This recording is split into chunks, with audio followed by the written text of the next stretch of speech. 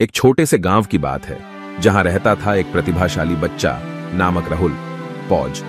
उसकी आंखों में एक अजीब सी चमक थी जो उसे अद्वितीय बनाती थी। पौज।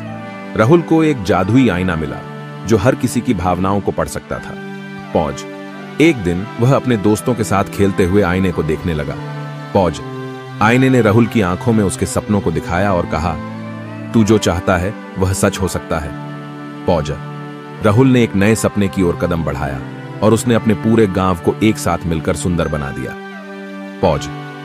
लेकिन एक दिन राहुल ने एक बुरे सपने को आईने में देखा। पौज। उसने तुरंत समझा कि उसे अपनी गर्विता को नकारात्मकता में नहीं बदलना चाहिए। पौज। राहुल ने अपनी अद्वितीयता की मान बचाने के लिए सभी को मिलकर एक साथ काम करने की सीख दी। पौज। और इस तरीके से उसने अपने गांव को एक नए ऊंचाइयों तक पहुंचाया। पौज।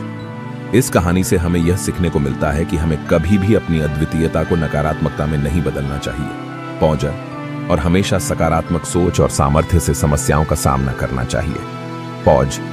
और इसी सोच के साथ राहुल ने अपने गांव को नए सफलता के पथ पर ले जाया। पौज।